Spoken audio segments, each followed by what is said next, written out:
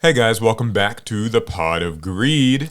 Welcome back after our brief hiatus over the Thanksgiving holiday. Yeah, took a week off. Sorry, probably should have said something about that the week before, but we were simply too full. yeah, it was a crazy week. A lot of traveling, seeing family. But we are back and a lot of stories, a few things to catch up on, new Yu-Gi-Oh stuff. Interesting card game stories this time. I've seen a few. Yeah, I have some interesting, wild things. Some gaming things. But first, a little bit of housekeeping. So, if you check our description, you can actually find our what's it called a Google form, yeah, a Google form where you can submit questions for next pod, and that it's in the show notes on Apple. On Spotify and like Apple Podcasts and stuff. You'll have a Google form. Just go there. You can submit things, and we'll just kind of have it as like a running thing we can check and try to get around to more topics. Also, we are going to be starting a Pot of Greed clips channel or highlights channel. Just so you can get bite-sized pieces of the pod, not have to consume the entire pod just for a specific story. Yeah, a lot of people seemed like they were in favor of that, so we'll be making it happen. And I think, I have a review for us from Apple Podcasts. Wait, how many stars? This is a 5-star review. Wow. So remember, guys, if you ever leave reviews, we might read them in the podcast. This guy says, guy, girl, it could be anything. Them. Kaitai7 says, possibly favorite podcast. Oh. I've gotten back into the habit of listening to podcasts within the last year or so, and this just slots right into my regular rotation. While this is primarily a Yu-Gi-Oh! Focused podcast, I appreciate hearing stories related to other TCGs and broader topics. These feel like the types of topics I'd hear discussion on in my card shop. Keep up the good work, and stay well. We'll try. We will try. Awesome. Yeah, we always appreciate any positive reviews, of course. Really helps. Ratings as well, even just those. And it's that slight ego boost I need to get through my day. Yeah, I suppose those help too. So, Yu-Gi-Oh! Yu-Gi-Oh! Off the bat. Yu-Gi-Oh! I think the biggest story that we missed last week, actually, was a new Master Duel ban list. Oh, here he goes, y'all. It's kind of funny since doing this podcast, I feel like it's really let me see how many Master Duel ban lists there are. Because there have been a lot. I feel like we talk about at least one a month. I feel like we talk about 2 a month. Yeah, sometimes more.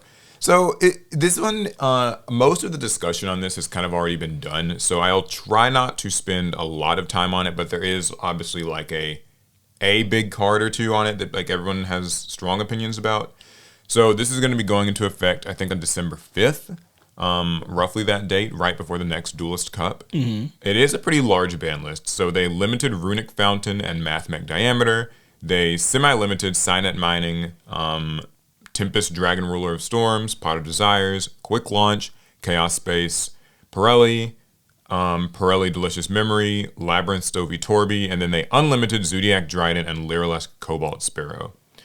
So I know you're not like super familiar with Master Duel, so this is probably not too much you'll know a load about. However, I do know those archetypes that are being hit kind of slightly.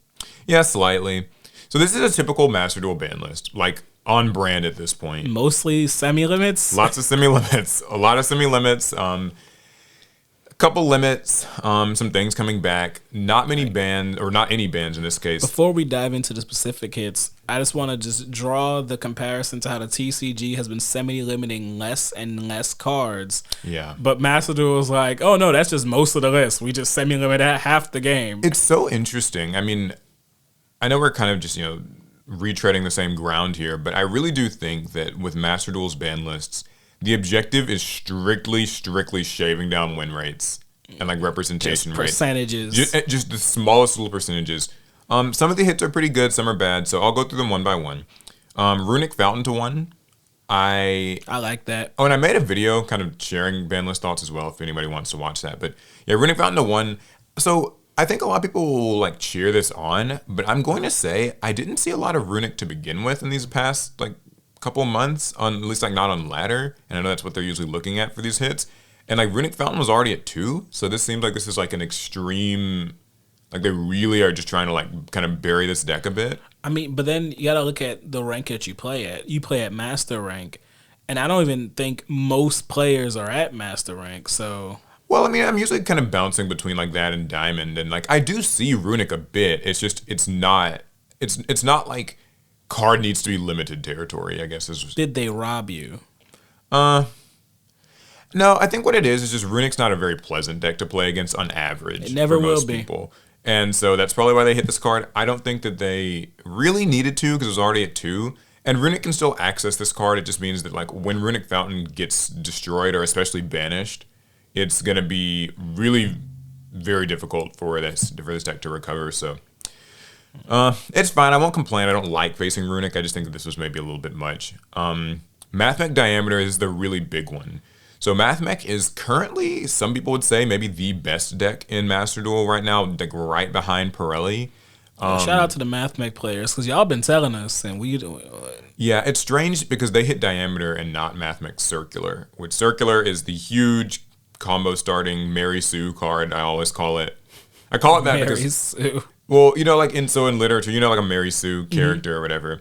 Yeah, Mathmech Circular is that. It's just a perfect card. It starts like it sets up everything on its own. Activates in hand by sending a Mathmech from deck as a cost. So that can't even be like can't be interactive. That can't be like Ashed or whatever. And then like it's a special summon, and then the thing from the grave summons, and then Circular will search a spell or trap, and like everything just goes.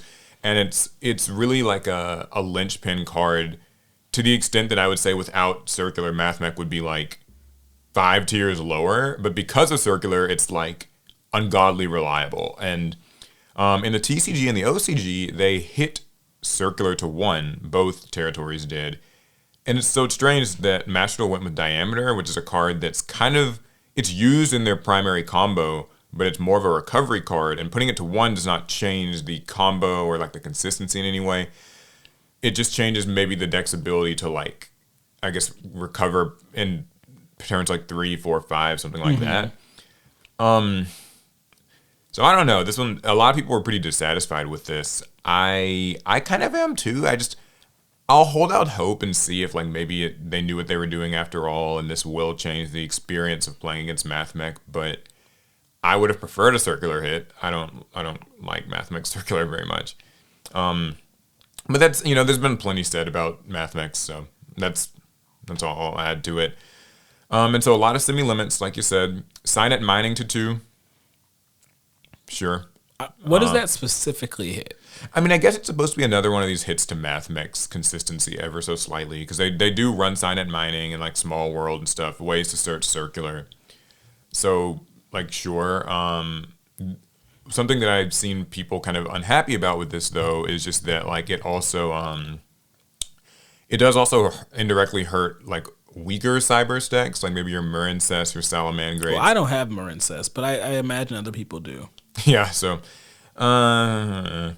Tempest Dragon Ruler Storms went to 2 from 1, so it's another instance of like a Dragon Ruler. Just bumping them up. Just proving like these cards can come back. It just doesn't Konami change give much. us all of them at 3 in Master Duel and the TCG. I mean, every day I feel like we inch closer to that reality, and also inch closer to finding out that it probably would not be nearly as bad as people think it would. I need Dragon Ruler Red Eyes because that's the only way I'll ever play Red Eyes again. That actually sounds like a really fun. It's the only way I'll do it. Hybrid thing. Okay, Pot of Desires went to 2, so this is kind of the continued crackdown on pot cards in Yu-Gi-Oh! It's particularly Master Duel, because last list they did Pot of Extravagance to 1. They've already had Prosperity at 1 for a while. Now Desires is at 2. I think that they're just kind of finding out pot cards are really good. And why'd they give them to us as SRs? Yeah, it is kind of strange. But I guess by not making them URs, it means that when you get the little bonus for like, what was it like? Crafting? Yeah, decrafting them or whatever, dismantling them. Like normally if a card gets hit on the ban list, you can dismantle it for like extra material. Right. That's like kind of they're paying you back. So some people have this running theory that like Master Duel kind of avoids banning URs and limiting URs for the most part because they don't want to give players back the crafting material. That lines up a bit from the mobile gaming space. Mm-hmm. If something's considered very, very rare, like a UR or something, they will move heaven and earth to like not take that from people, to not break it, Yeah, some people think that's the same thing with circular, because circular was like a UR or whatever, and diameter's not. So maybe they didn't want to give players back a lot of dust. Maybe that's why we can't have Dragoon. It would have to be a UR. And then they would probably end up banning it. Yeah, maybe. I don't know. So, yeah, Pot of Desires, though, it's at 2 now. I think they're just finding out, like, pot cards in modern Yu-Gi-Oh! Probably don't mix well. Because, like, single cards in modern Yu-Gi-Oh! Accomplish so much on their own that the idea of a card that lets you see a crucial single card kind of indiscriminately, like these pot cards do, adds too much consistency on a game that's already consistent and high power level, if that like makes any But if sense. we don't have pot cards, aren't we just locked into whatever our archetype's base level because its consistency is? Yeah, we are. And maybe that's a good thing. Maybe it's a bad thing. Feels like a lose-lose. I think it favors decks that already have a lot of built-in consistency. Like, some of these decks have like just plenty of ways to see starters and stuff. It used to be that was the main difference between a tier 1 deck and a tier 2 deck was consistency. Yeah, and it still to some degree is. So, still though, I guess they feel that these top tier decks are getting more out of the pot cards than other decks are. That's fair. Quick Launch and Chaos Space both went to 2. These are Dragon Link hits. I don't know how much these will really do. I think that the Chaos Space hit is nice because that was one of their better starter cards. But these are just small consistency hits in the sense that, like, when you lose to Dragon Link, the experience of losing to it won't be any different. Nope, the top end's exactly the same, and it just means that over Konami's billions of games that they're recording, but Dragon Link will lose slightly more. Then again, how many of us have lost to a top decked Quick Launch? That's true. I mean, like, sometimes that stuff happens, so yeah, we'll see. I mean, I don't mind these hits. I don't like Dragon Link much, so hopefully this is kind of where maybe they might go a little further with this, I hope. Like, Chaos Space could really go to 1 or something. All right, next is Pirelli or Pearly. People get mad when I call it Pirelli. I didn't. What is it supposed to be called? Apparently Pearly. Is the E silent? I call it Pirelli. Because then it'll be Purely. Listen. Anyway, so they hit the main cat itself, like the white cat. Just named Pirelli. I don't like or whatever. The black one more. Yeah, I like the black one. It looks cooler. But yeah, so they hit the white cat. It's the one that has no hard once per turn on either of its effects. That does need to be hit. So it's a little bit of a consistency hit, and then Delicious Memory is also a bit of a consistency hit. So I'm okay with these. Labyrinth Stovey Torby went. Wait, are we still in Limit 2? Yeah, we're still in Limit. Oh my god! I'm trying to make my way through. We're almost done. Labyrinth Stovey Torby went to 2, and I honestly, this is like a weird hit because did anyone even run it at 3? Some people ran it at 3, and some people kind of would cut it to 2 just for space. I remember at one point people were running it at 1 or none. Yeah, the furniture builds of the deck have become far and away the most popular variant. This is a weird one to hit to 2. I thought that they would maybe hit one of like the big welcome traps that actually like kind of really start things up. But Stovey Torby technically does that too because it can get them from the deck. So like, is Aureus in Master Duel yet? No, it's not. It'll probably be okay. Because I think that's a pretty good replacement. I think. So I don't think that this will hit Labyrinth much, but it's something. And then the Unlimited Zodiac Trident and Lyreless Cobalt Sparrow. Wait, Trident's unlimited? Yeah, Trident's at 3 now. You might be able to do a little something with that. We're back, boys. All in all, a ban list fitting of the Master Duel label. Hey, if you guys are sick of small ban lists, come play Master Duel. They're massive.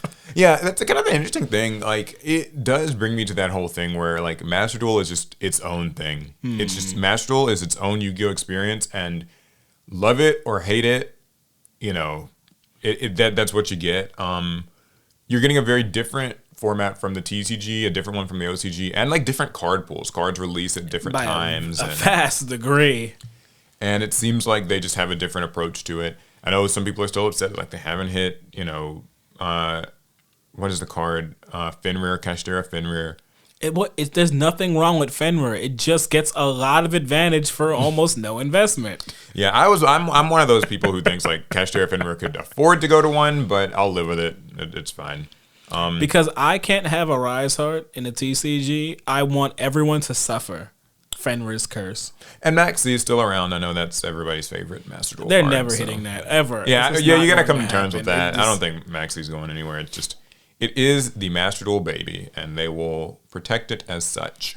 It will be protected. In other Master Duel news, though, There's more? they just did a really big update. It's the Egyptian god cards centric sort of update. So they each got their alternate art cards. Okay. And also they finally gave the Egyptian god cards summoning animations. There are summoning. Yeah, they didn't have summoning animations for the Egyptian gods. That's insane. For like basically the first 2 years of Master Duel, you summon a god card and like no special effect, nothing happened. So yeah, they finally have them. They have them for both their regular arts and their alternate arts. So do they have different animations if you're using the alt art versus the normal art? Mm-hmm. Yeah, if you use the alt art, it's just that art gets its cool summon thing. That's cool. Yeah, very cool. I did a live stream the other day actually on the main channel, Team APS.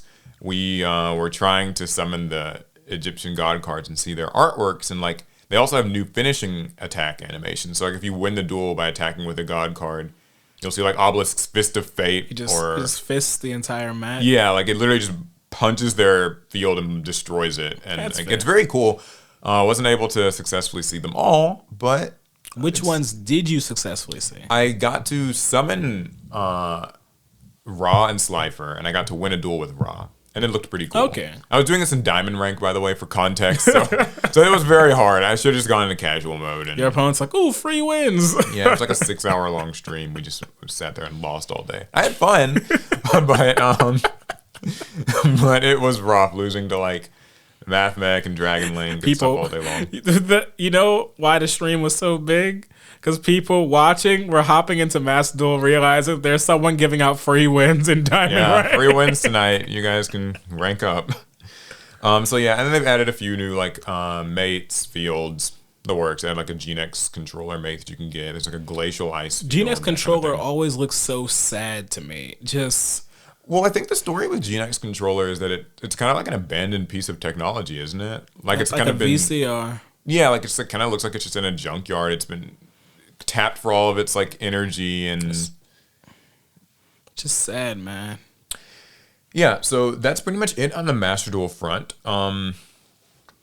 Cool. I didn't want to take that long talking about it, but I did. So deep down, you did. You know, you did. So this was actually a story from last week that I didn't get a chance to talk about. Another Yugi archetype was announced in the OCG. Oh, another one? Yes. So this is separate from the Marshmallow. Yeah, last time we talked about the ceremonial duel Yugi archetype. Well, this is the toys. Oh, okay. Mm-hmm.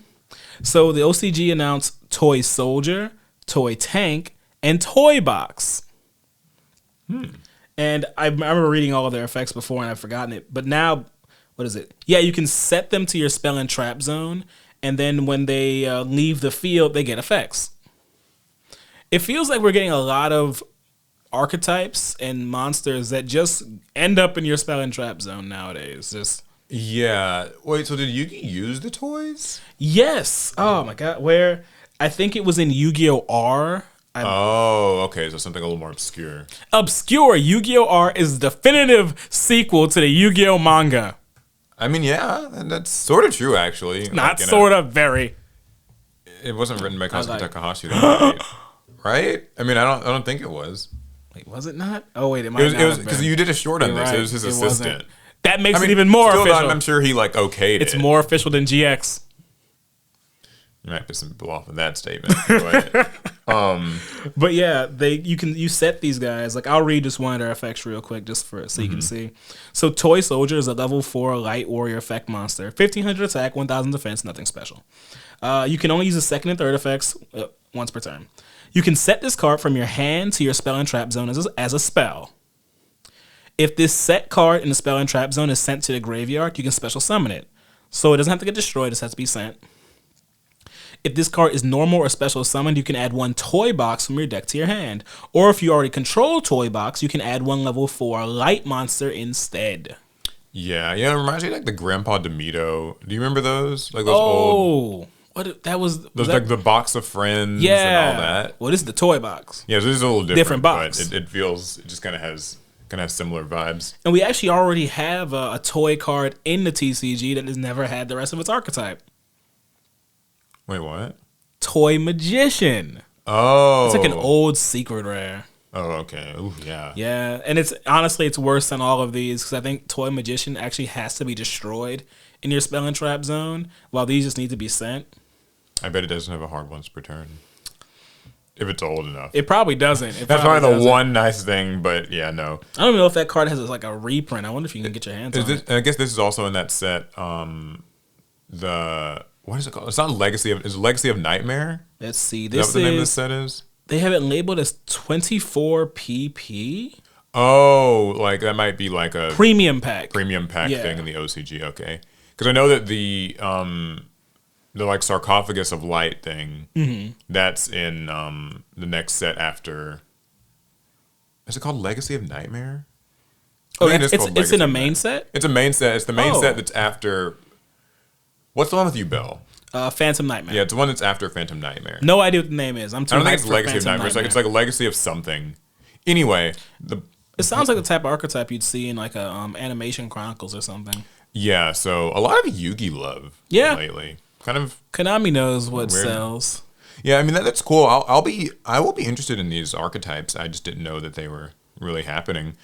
Let's see. TCG wise, I'm not. Wait, I got a rant. Oh, you have a rant? Yep. I was like, wait, I've got a rant. So I'm sick of Konami printing more and more cards that just break the fundamental rules of Yu-Gi-Oh! I was mad about Ken and Gen, and I'm just as mad about these toy cards and every other archetype that plays monsters into your spell and trap zone like there isn't a place for them already. Wait, so do they, I mean, but we've had plenty of that, right? And I'm sick of it. Oh, you just don't like the concept. Because they're going further and further. They're going harder and harder with this, with newer archetypes doing it. And remember when we got the Seal of Orichalcos? That was in its anime effect of letting you play monsters to your spell and trap zone. But they were like, no, that's too far. So they left that effect out of Orichalcos. But now we're just playing monsters on our opponent's turn in their field and in our own spell and trap zones. So what I'm hearing is you're an old head. You don't want change. Change? This is breaking the fundamental rules of the game. Well, now that you mention it, I mean, I'm always a little bit mixed. Like let's approach it critically, right? I see why Yu-Gi-Oh! The design space in Yu-Gi-Oh! I think everything feels like it's been explored in the conventional way.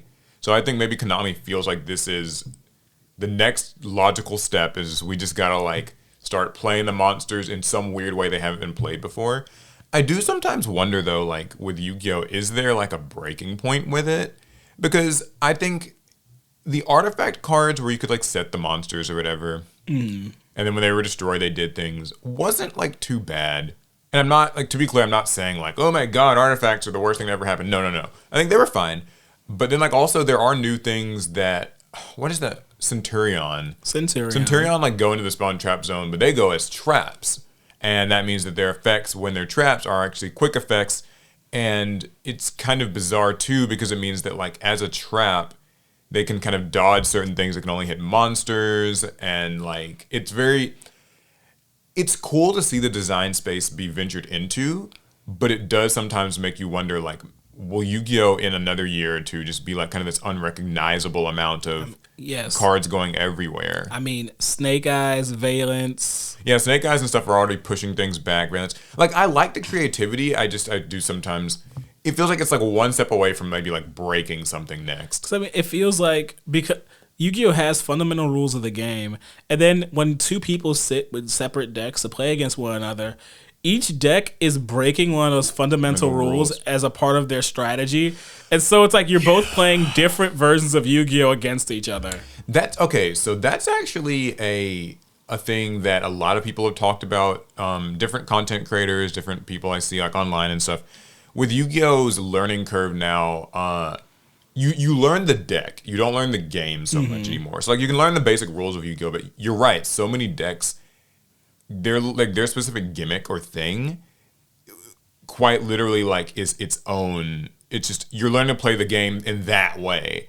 And so like Valence is doing a completely different thing than Centurion, which is doing a totally different thing than, Rescue Ace, and that's like different than, and so it's like there's originality and like kind of uniqueness and fun, but also it's just like, man, like it's a bit much because like as a player you could say, oh well, you just gotta like learn your deck's gimmick, but that means that your skills may not really transfer over very much. And then also you have to know kind of what all these opposing decks do, or like quickly learn it on the fly and learn their nuances. And it can just get to a point where like there's a lot to process there. So I love Yu-Gi-Oh, but it makes me angry. yeah, I mean, I wouldn't say it makes me angry, but I get what you mean. It's a lot of stretching around with like exact mechanics. We'll see. Keep it within the rules, Konami. I'm watching you.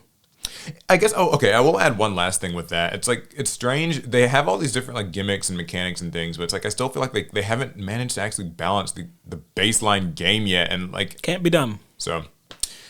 Because what's crazy is all these like rule breaking archetypes, and most of them aren't good. Yeah, mostly that's. I guess maybe that's the good part. Maybe that's why no one like cares too much. Because all it takes is for one of these archetypes to be annoying and good, like and break the rules. Because like no one complains that much about like an archetype having a weird kind of gimmick as long as it's not like beating everybody. Could you imagine if Valence could like knock your entire board into your spell and trap zone, locking you out of your spell and trap zone? Yeah, like if Valence was like a little more broken and they did it really fast or something and like made it where you couldn't play spells and traps, that would suddenly. It's like nobody hated Ojamas, right? Like Ojama King locking out zones. They're horrible. But like when they had like the Shangri-Era zone lock, Yeah, see, that was too much. that's a little different with Diablosis. So yeah, sometimes it's just a matter of like how far do they need to push these archetype breaking things before people get pissed off at them? I'm it's already. It's only a matter of time. Alex an old head. That's all. No, I'm joking. Any other Yu-Gi-Oh stuff? I know TCG wise, we're getting the Fire King structure next week. Yep. I'll be probably like taking a look at it. It looks good. I think I'm gonna get it.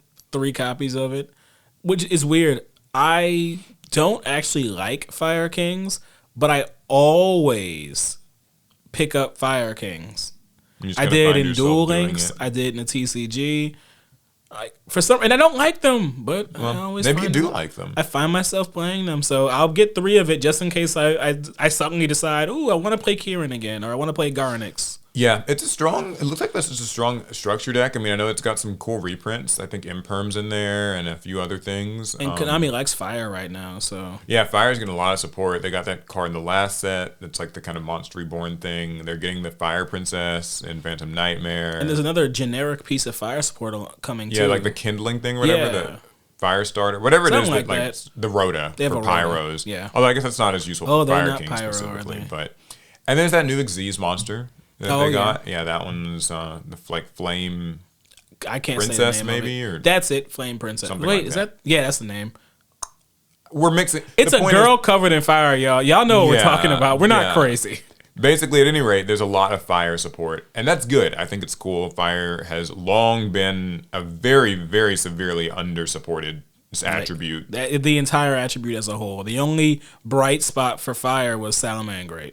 Right. Yeah. And that was a dark bright spot. So yeah, that's coming out next week, and I think that's actually going to be the last product of 2024, unless I'm forgetting like maybe some OTS pack or something. But there might be something more niche. I don't know. Yeah, because we don't get the 2-player deck until next year. Valiant Smashers is definitely the last set release. So yep. Yeah, so this is something that I didn't really get to talk about because we didn't do the podcast last week, but I did sort of want to rant on it a little. I really hate Valiant Smashers. I really don't like the set. It's not, to be clear, it's nothing like about the set itself, right? Like I think it is about the set. It is and it isn't. The archetypes, whatever. You can love them or you can hate them. Like if you like Memento, cool. If you like, Centurion, cool. I don't personally find a lot of like interest in their aesthetics and stuff, but that does not apply to everyone. That's a strictly subjective thing. What I think is more objectively a problem with it though is it's just much harsher on the pull rates than any other product. All of the deck builder sets are so rough. So we opened a couple boxes of this. Mm-hmm. You get on average 3 ultras in a box of these deck builder sets, and how is that okay? More specifically, every other set gives you more. Legendary Duelist sets, even Soul Burning Volcano, talk as much trash about it as you want. It gives you a lot of hollows in a box. And we were finished pulling Soul Burning Volcano. We had decks. Yeah, you can complete decks. And with like mainline sets, Dual Overload, or not Dual Overload, Duelist Nexus, like Age of Overlord, like you get like 4 Ultras, 2 Secrets in a box. Why is it that these deck builder sets are so stingy with the pull rates on a set that's already like very niche? Like it's not going to appeal to everybody to begin with, and you can't like really build decks out of the deck build sets. That's true. I have no idea how I'm going to complete Centurion. We pulled 2 Centurion Ultras. Yeah, and it doesn't help too that like with stuff like Centurion, because it's like kind of a meta contender right now, and the pull rates on the decks are like, or on the sets are like really rough, it becomes top heavy. So if you want to build Centurion, the prices are really high, but you also can't rely on just pulling them from packs. So what do, right? And even in the case of like Memento and what is it, Valmonica, Yeah. they still suffer from the pull rate issue. I mean, at least they have a couple less ultras to worry about pulling. And their ultras aren't worth like But it's still hard to pull the cards. And so what I've been thinking is like, I mean, what's the solution to it? Like, I mean, like a solution is like a happy solution or a solution. I mean, anything. What are you? I mean, you buy singles and you suffer the consequences. Oh, I meant like a fix from Konami. Oh, fix the pull rates. I think double the pull rates and suddenly the opening experience for these is suddenly like a lot more bearable. Like, or I say honestly, just like axe these deck build packs and just implement the archetypes into mainline sets or something. I feel like they do need to fill more space in the main sets anyway, but I think Konami might struggle with that since I don't. There's only so much I know Konami US can do, and I don't know if they can actually make that change. Make such a huge change like that. They might be able to, but I'm not sure. I would like to see them try, just because, like, man, this product, like Valiant Smashers, already kind of came out at a not great time where people were a little bit overwhelmed with products. Now, Age of Overlord, good set. We literally hadn't finished putting away our Rarity Collection cards. Age of Overlord, good set. Rarity Collection, great set. The good selling sets with lots of good reprints and new cards and all that stuff. Then Valiant Smashers kind of comes along with its pissy pull rates, and like it's still asking you to try to like get these cards. And it's weird because it's the 3rd deck builder pack this year, and they've never done 3 in a year. They usually do 2. That's actually insane. So they're like just squeezing this calendar in with like products, and I don't know that it couldn't have afforded to just wait. I mean, you gotta get as much Yu-Gi-Oh in before the holidays as possible. You got. I would never buy this as a gift for someone. Parents don't know. Parents, well, yeah, they might have not absolutely know. They'll just no buy clue. little Jimmy his Valiant Smashers box and Like, he'll pull nothing. Go. They're not gonna buy him a box. Come on, these are parents. Sorry, it was like packs. They're gonna get 3 packs. They'll get 3 packs and not pull any. Merry Christmas. And pull nothing. Yeah, it's and that's. Oh, that's so horrible. It's a tragedy.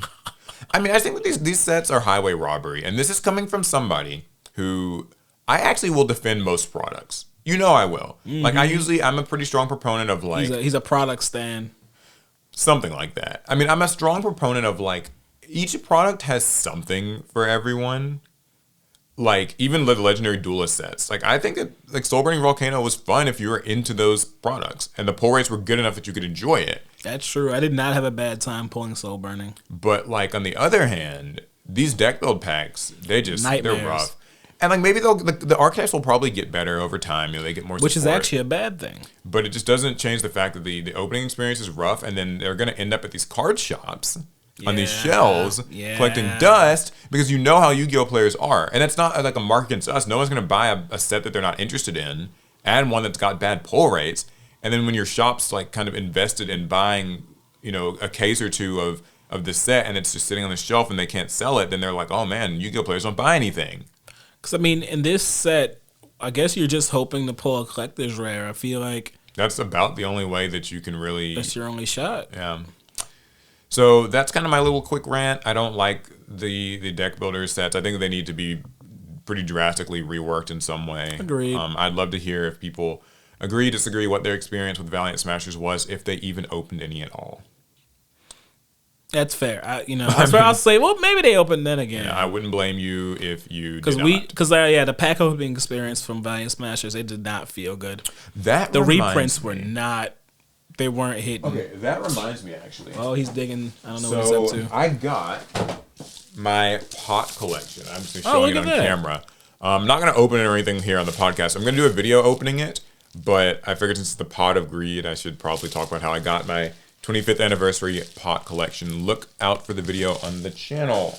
soon. I didn't get one because I thought that they were in Japanese, and by the time I found out they weren't in Japanese, it was over. Yeah, well, it's okay. I got an extra one. I'm going to do a little giveaway. Oh, can I win you it? guys Can I heard it win here it? Can I first. win it? No. I can't win it now that they know. Yeah, you can't hear it. No pop for you. Can I use an alt account and win it? So, is that all the Yu-Gi-Oh? That's all I have. I honestly didn't have much. Guys, I was busy eating. All right, well, you got another story? Yeah, let's go with card this game stuff? Pokemon TCG story. Oh, fun. So, Pokemon TCG players' custom proposal to girlfriend goes viral. So, yeah. Okay, I'm interested in this. I want to hear. Zach and Katie have been dating for 18 months. Zach and Katie. Wait, well, it's Zachary I'm summarizing. Okay. His name is Zachary, but I'm saying Zach and Katie, they've been dating for about 18 months. Right. And, that is prime territory to start popping the question, or at least start thinking about it. Well, he instead of proposing like a boring person, Zach decides to write his proposal on a Pokemon TCG card. And he gave it to his then girlfriend to play at locals that day. To play at locals? Because he made a deck, a Pokemon deck. Yeah. And he gave it to her to play at locals. Oh, and so on one of the cards in the deck is his written proposal. Like, will you marry me? Okay. And I would show you the picture, Paul, because I expected something really grand. It actually wasn't grand. He literally just kind of scribbled it in there on with a Sharpie, just on an energy card. Will you marry me? But wait, is there a picture? There is a picture. I can show it to you. I'll add it on the podcast. I'll remember to add this one. I know people are always like, add the pictures. Open it in. Oh no! So they're opening the packs together. I thought you said you put it in a deck. I thought it was in a deck. Is it in a pack? It's in a pack. I think you resealed a pack, and so she's gonna open the pack. It's an opening experience. Yeah, so that makes it even better. The article did not make it clear for me. Yeah, he then made his proposal saying, "I want to spend the rest of my life with you. Will you marry me?" She immediately accepted, joyously saying, "I'm so happy. Yes, yes, I'll marry you." Even though the event took place in 2022, Pokemon fans are still loving this wholesome moment. I want to see the moment when she sees the card. How long is the video? Look at there. Look at that. She just saw it. She's so happy. Wow. I was hoping that he wrote it on a very rare and expensive Pokemon card. But it was just a basic energy. A regular card. I mean, I think it's better that way. Maybe it feels more natural, No, ruin a card's value forever. Yeah, we'll link to the video if you guys want to see it. But would you ever propose to your significant other by writing a proposal on a Yu-Gi-Oh card? Nope. Resealing a pack? Under no circumstances. Wow, why not? Because my significant other would not be in a card shop. Wow, rude. I mean, hey, you never know. It's like Only never say never. I should be in that dungeon.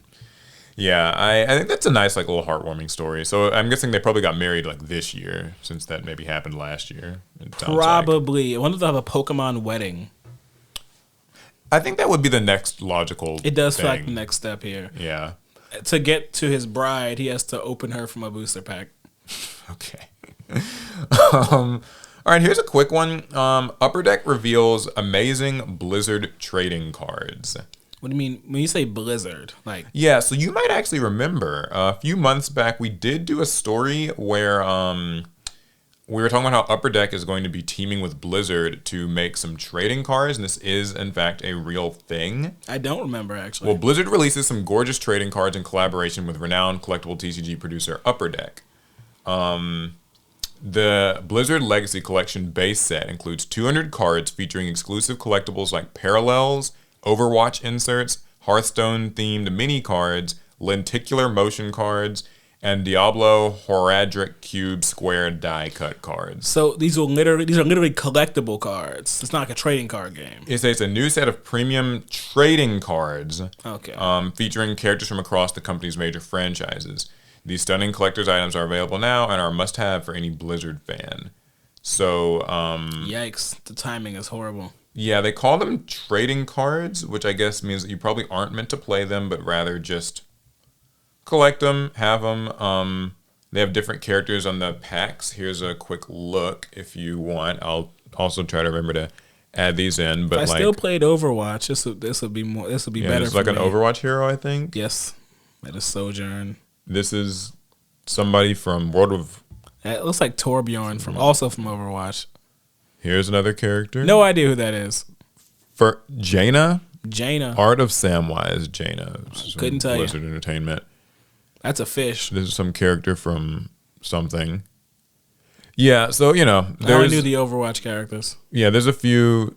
I think this is a World of Warcraft. Like these are World of Warcraft characters, aren't they? I didn't play World of Warcraft. Thunder Fury. You played a little bit of WoW, huh, Paul? I played WoW a long time ago, actually. Which is that everyone did, except for me. Yeah, I didn't play it for very long, but so I guess they're doing some collectible cards. These sound like they would make for a pretty neat gift if these are actually out right now. Assuming they are. So that wouldn't be a bad gift. You have someone that's addicted to Overwatch or something, or WoW. There's a lot of WoW players out like there. That, yeah. Hearthstone, I think, is what. Yes, yeah. WoW, Hearthstone, and Overwatch. I feel like those are the it's Diablo, Overwatch, StarCraft, and Warcraft. Oh yeah, Diablo. So I always forget about Diablo. Yeah, Diablo is the one with kind of the evil. Like I know there's like the evil princess. That's what I see on the. I don't know what you're talking about. I don't either. But anyways, there's the Blizzard Legacy Collection from Upper Deck. I'm trying to find out how much these cost. Oh, okay. Players can buy 7-pack blaster boxes of the Blizzard Legacy Collection via the Upper Deck website for $25 before tax and shipping. So the base set has 200 cards. Wait a second. What? Okay, sorry. So you get 7 packs for $25. Right. Okay, for a second I thought it was like 7 card packs for $25. And I was going to be like, that's crazy. That's like that Commander Masters pack thing where those were like $20. How many cards per pack, though? It doesn't say. It's about to be 3, y'all. It's going to be if 3 it's like cards. 3, though. 3 cards. That's pure Blizzard, baby. Yeah, it doesn't say, or at least I'm not seeing it, but the point is... The info's out there somewhere. Yeah, the info's out there somewhere. You can do your own research. You guys... Let us know. You guys can maybe pick this up if you think it's something worth grabbing. I might It'd be funny if the cards came in loot boxes. It would be on brand, wouldn't it? It would be on brand, huh? Okay, cool. Any other card game stories? Yeah, here we go. So this is one of those kind of BS articles where they take a Reddit post and they make comic it book into resources or whatever? No, this is Dexerto. They're also good for that. Okay, so, it's like a step above. So it says Pokemon fan discovers New York Times inaccurate TCG value predictions. So a Reddit user was going through his old things when he discovered a Pokemon newspaper clipping, a value guide, and a movie poster with some wild market prices from 1999 that didn't stand the test of time. So there's like some old history. Yeah. So this is the Reddit user is Hayate4468 because I guess they have to credit the Reddit user who made. Yeah, I mean, if you're post. recycling Reddit posts for news content on your site, you might as well at least give them credit for it. So, alongside a Pokemon TCG card guide, the Redditor revealed a Pokemon The First Movie newspaper advertisement. They also share a hilarious New York Times article from '99 with some warnings for young trading card investors. Oh, warnings! I want to hear what their warnings were for. Well, here we go. For the young investors. The New York Times article from '99 attempts to teach young readers the importance of selling high in a bubble in the wake of the 1999-2000 market crash. Oh. For a lot of our viewers, you were actually alive back then. Y2K. The kids who play Pokemon now, they have no idea what that is. Yeah. It cites that Pokemon cards have sold for as much as $375 during a bubble. They're saying, and I guess they're talking about selling high, so they're saying sell your cards now for $375 if they only knew. Yeah. It says, okay, 11-year-old Mike Loprit was interviewed during this segment. So they have a quote. I should have sold. I could have had 3 times what I paid for them. What is them? Like, do we know what the cards are? I guess Mike Loprit, we don't know the exact cards that Mike was talking about, but Mike, I guess, believed that as an 11-year-old was saying, I wish I had sold my cards before the bubble burst in 2000. Does this feel a little... Okay, so basically, so my understanding is that this is an article where they're like kind of just interviewing people who made or lost money on Yes. Pokemon cards at like the year 2000, basically. Mm-hmm. I have another one. Okay, go ahead. Collectors who held their cards too long have lost hundreds in paper profits. Bubbles will inevitably burst, continues the news article, invoking the 17th century tulip mania bubble. I'm not sure what that bubble is. But yeah, and so this article is saying you should sell your Pokemon cards now while they have value. Okay, interesting. And this is in like what, the New York Times? New York Times, 1999. Okay, wow. That's interesting. I guess it's cool to see like Pokemon cards getting even like a mention that early on in like the New York Times, if you think about it. Because that's how big Pokemon was. The card game was only like a couple years old. Yeah, but Pokemon was huge. It was the TCG. There's something a bit dystopian though about like the 11-year-old part. Like, oh, 11-year-old, Timmy or whatever, like regrets not selling sooner. Like, should an 11-year-old really like be that in tune with like the market of these trading cards? Well, maybe they should have, because in Hayate's Collector's Value Guide at $19.99, it said the value of a base set Charizard was $225. Okay. And remember, they should be selling them now because the bubble's gonna burst. So you should sell your base set Charizard, which for now, PSA graded, can go for like $6K. Up to like 5 digits, I think, even. At least the one that they were looking at in this case would be worth $6,000. Okay. But no, sell it for $225. Yeah, I'd be sick. It's so funny when you think about it, though. Like, they're part of the reason why these cards, like these Charizards, like base set Charizard, right? Or an LOB Blue Eyes, that sort of thing for the Yu-Gi-Oh equivalent. Part of the reason why the value is what it is because there was a time when we didn't know what the value was. Mm-hmm. So it's kind of like how we might have talked about it in this podcast before. Like a card like 10,000 Dragon can only really be like artificially valuable in the sense that it's new and like they're kind of telling you that like, oh, there's only so many in the world or whatever, so 10,000th card. But with like a Blue Eyes White Dragon or a base set Charizard, if you pulled it as a kid and you were 9 or whatever, there was no promise that it would be worth anything. Its value to you was just yours alone, you know what I mean? Yeah. And when you look at it that way, it really kind of paints a picture of why like they're worth what they are. Because for most kids, those wouldn't have been in sleeves or even maybe a binder. They would have been in a pocket and then in a washing machine or on the concrete or the dirt. Oh, not the concrete. Right? And so for most people who had them, they were like playing them in their deck, playing a game they probably barely even knew how to play, and the cards got damaged and destroyed. Or maybe they're in best case scenario, they might be like in an old binder or shoebox, still in not great condition. So a lot of the value comes from the fact that people at that time didn't know that they were worth a lot. So like when I see these articles, it is funny that they're saying like, yeah, hurry, sell it and get like $200 for it. Or you could just wait 20 years and get like, 50 billion times that. Get a real bag. But it is, I guess, I don't know. It's just like a fun insight into what life was like at that time. Mm. Like the same cards existed, they were just perceived so differently. They were like, the bubble's gonna pop, guys. The bubble. Yeah, the bubble's gonna pop. I mean, well, we are still hearing those sorts of terms thrown around even today. It's just in a bigger scope. That's true. There's way more money in this pot now than in 1999. Yeah, and that's across all TCGs, really. Yeah.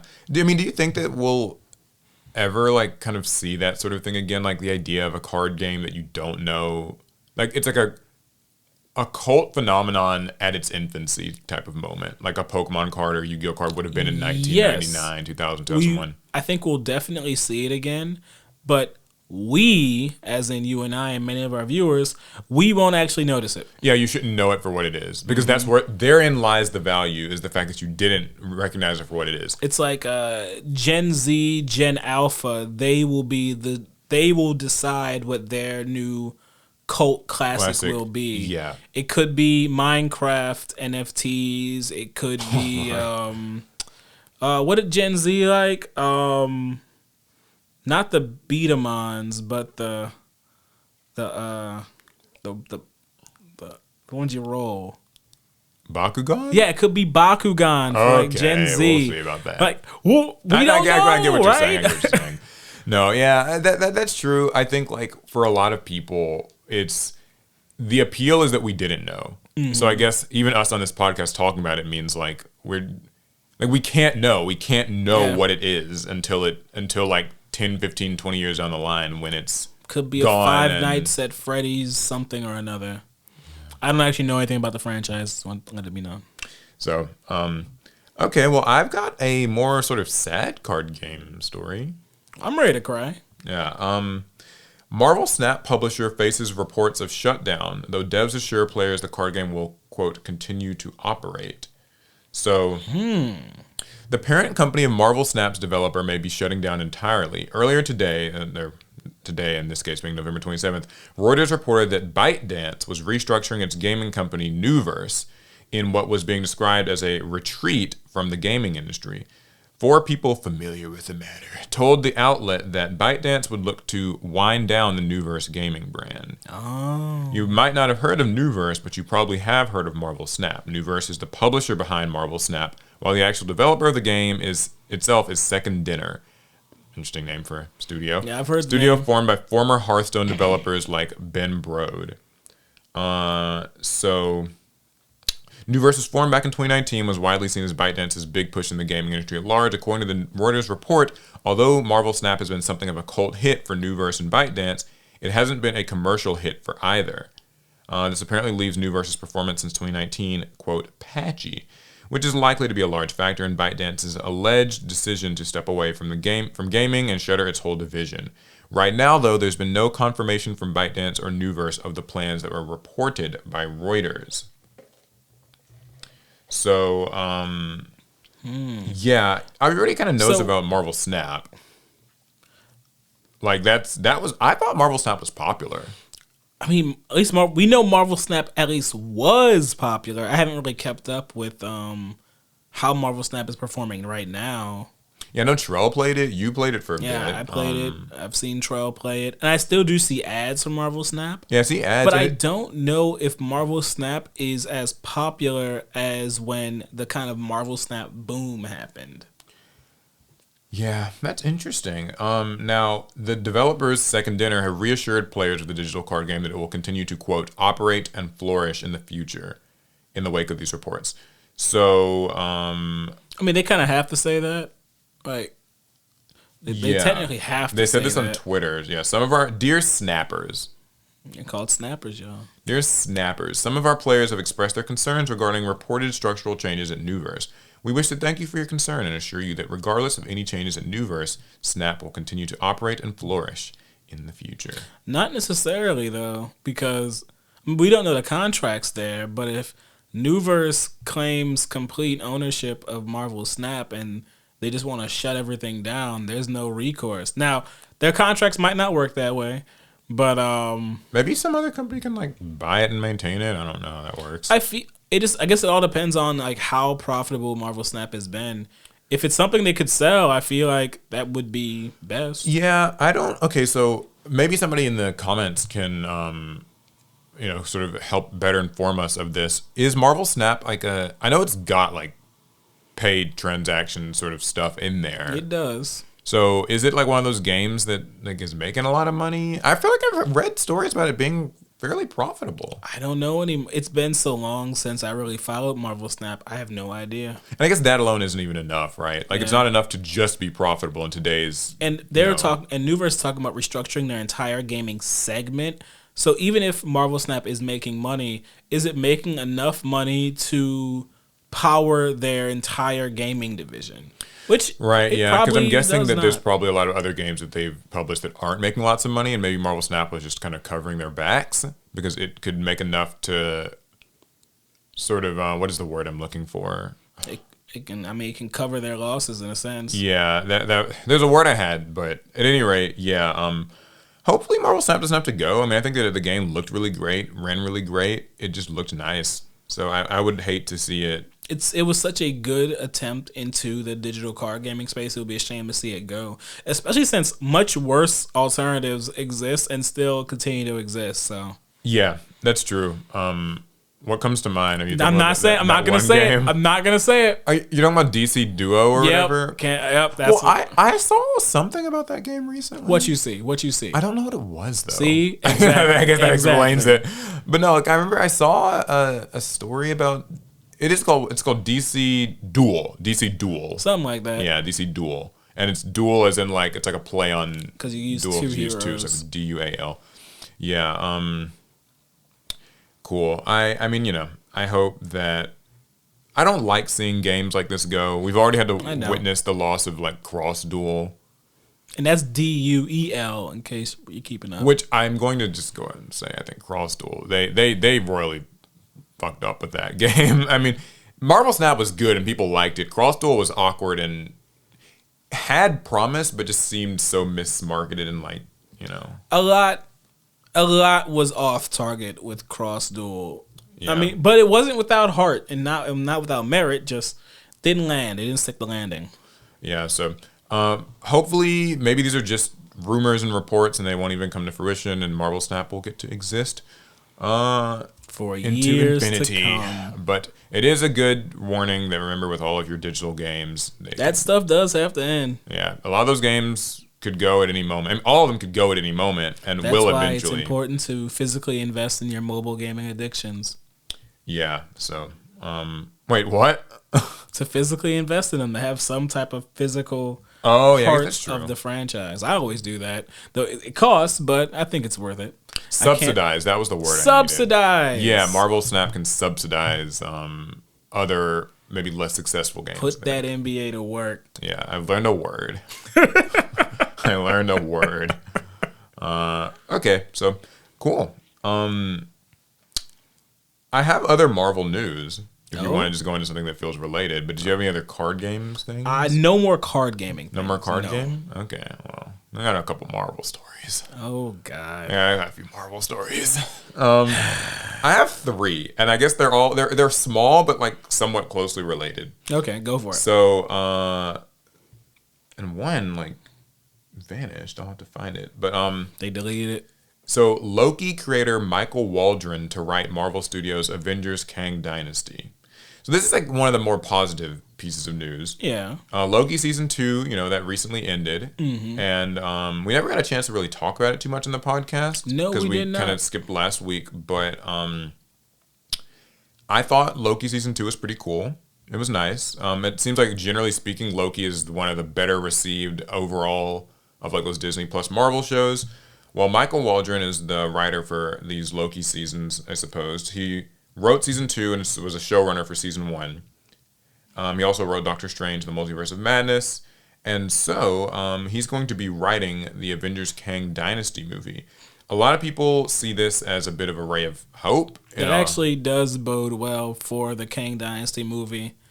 Someone who worked closely on these 2 specific projects that both we all want them to lead to this whole Kang Dynasty thing and make it make sense. Well, they couldn't have picked a better person because he worked on the Multiverse of Madness and Loki, 2 kind of time travel dimension hoppy narratives. It feels like he can bring it all together. Yeah. So Kang Dynasty is going to be kicking off summer 2026. Am I even gonna live that long? Good question. Yeah, it's gonna be releasing on May 1st, 2026, which I suppose means that they are going through with the Kang thing. Well, maybe because some people theorize that they're just going to they're just gonna end Kang with the Kang Dynasty and not try and build it up into the whole Thanos level event. Some people think that they have completely whatever they originally had planned for Kang Dynasty is completely out the window now. Yeah. So we don't know. We just don't know. We don't know. So here's also a quote from Chris Evans. So Chris Evans addresses rumors of Avengers team reuniting for new Marvel project. Paul, who's Chris Evans? Captain America. Okay, good. Just checking. Yeah. Just checking. At the check. I know him more so for Knives Out. It's one of my favorite movies. I was going for your Marvel card, but you could keep it this time. If you heard through the grapevine that the original cast of Marvel's Avengers are preparing to assemble again, which we have heard through the grapevine, everyone says Kevin Feige will I didn't hear bring that. people back from Oh, the I guess dead we if he did hear has some to. of that. While appearing on The View on Monday, the actor... Okay, well, if you've heard about that through the grapevine that they will assemble again, Chris Evans has some bad news for you. Oh, he's shutting it down. Yeah, while appearing on The View on Monday, the actor dispelled the rumors that Marvel Studios is getting the superpowered gang back together for another cinematic project. Here's his quote. You know, I always see these reports too, and it's news to me, Evans, 42, who starred as the moral compass Steve Rogers or Captain America for nearly a decade, told the show's hosts. He added, I think every couple months someone says that they're getting Robert Downey Jr. and Chris Hemsworth and Scarlett Johansson and everyone's coming back. Well, no one's spoken to me about it. So Maybe they're just done with you, Chris. Like, maybe the MCU says we don't need you anymore. Maybe they called everybody but him, and he's just finding out about it now. Now, Evans went on to admit that he would, quote, never say never to suiting up again, but the role would have to be pretty much perfect for him to return. He says, I'm very protective. It's a very precious role to me, so it would have to be just right. Which to me kind of suggests that, like, he would not be super into the whole, like, we're just back from the dead for our cash grab sort of thing. I mean, many actors actually do have pride. I know the MCU will confuse people, but, you know, actors actually do have pride in the roles that they perform and the work that they've done.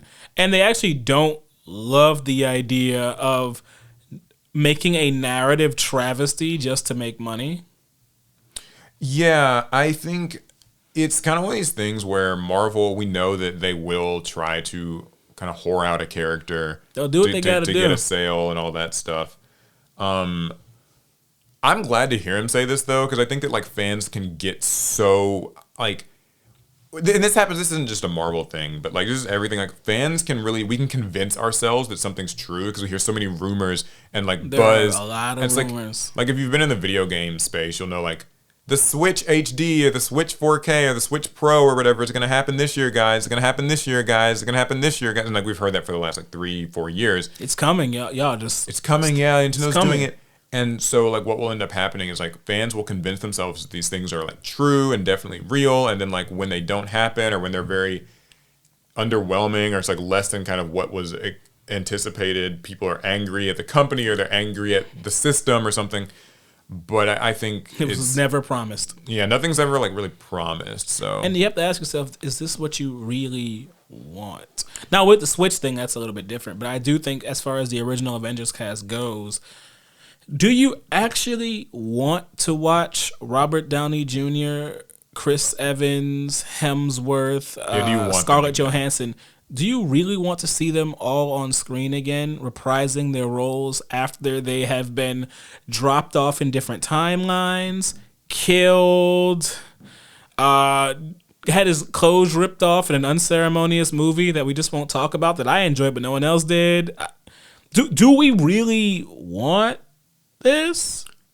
Yeah, I mean, what do you think? Like, because given that you watched more of those Marvel movies, I think in the early 2010s period and stuff than I did, would you want these characters back? No. And that's not to say that I didn't enjoy them. I actually loved them, and every one of those actors, I think they put their heart and souls into those characters, and that's why they should never return. Yeah, you think like they've reached. They did a great good job. Conclusions and. Anything more can only make it worse. It can't even stay the same, right? Because Robert Downey Jr.'s Tony Stark died. If you bring that back, it only gets worse. Like, yeah, I agree. I think that I know like Marvel's they're having it rough right now. Like the news wants to say that they're failing at everything, and like the Marvels movie did not do super well. Everyone I've talked to about the Marvels, if they saw it, they liked it. But the only other response I've gotten is I haven't seen it. I haven't seen it, or I don't like really care about it. Yeah. I want to talk about that in a bit because I got to see the Marvel. We saw it actually at Anime NYC. We just went to the theater and saw it. So I do want to like kind of talk about just the movie a bit. But regarding like this story and stuff, I don't think I want to see those old Avengers back. Like, I think it's nice that they would. Let's not call them the old Avengers. Let's call them the original. Yeah, the original Avengers. That's probably a better. I think that they did a great thing for the franchise, and like I see why people obviously really like them a lot. I'm a big fan of like letting things like end to some degree. And it's not to say that like the ripples can't still be felt, or that they can't kind of be referenced and stuff. Like people still like, oh, Stark Industries still like was a thing in the Marvel universe, right? But yeah, and I like the point that you added. I don't think I would want them like just thrown into the multiversal soup that is Marvel phase kind of 4 or 5, whatever right now, where it's just. I just don't want another multiverse of madness situation where they bring out a bunch of beloved characters just for Wanda to unceremoniously murder all of them. Like, it was a cool scene or whatever, but like. It does feel like it's fan service and then just weird. They're just kind of killed. So, yeah, I don't know what that's like. It didn't sit right with me all the way. It just didn't. Yeah, and that's not to say that like she melted Black Bolt's mouth. You know what? I do want to talk about it. Wanda melted Black Bolt's mouth. That is so sick. That is so. Yeah, not your favorite thing. My only problem with that scene was that they were just placed there to be killed. Yes, like just unceremoniously killed. And B, I never really got an idea of like how Wanda's powers were defined, other than she just kind of thinks it and you're dead. Which, like, if her power was that she can think something and then you die, and maybe they set some like kind of what are the rules around that? It might have been an interesting thing, but instead it just kind of seems like, yeah, I just kind of think about it and your head explodes. So it's the biggest kind of open door in like Marvel. It's reality changing magic.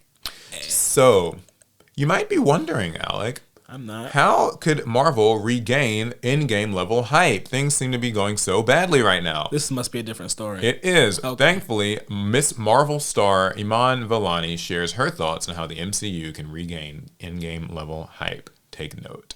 Okay. All right. So yeah, this is the Miss Marvel actress. Character, by the way, that I like. You know, I saw the Marvels. She was good in that. So yeah, she has. And just to dispel the rumor, guys, you can actually watch the Marvels without having watched the Miss Marvel TV show. I know some people didn't watch it, and that's one of the reasons why they want to see the Marvels. It's okay. You don't have to see it. Yeah, so speaking to the direct, Vellani suggested Marvel needs to focus on its current rosters of characters in order to generate the same buzz and excitement around upcoming MCU events that past releases have managed to achieve, claiming they could establish something similar to the next Avengers through different team-ups. So here's her quote. I don't know if it's about just getting bigger and bigger and bigger, because then, like, what's left, Vellani considered. I think it's just about making the audience care about their characters. And I think they've established so many wonderful characters in the last phase of the MCU that it would be nice to see them all again and see them team up.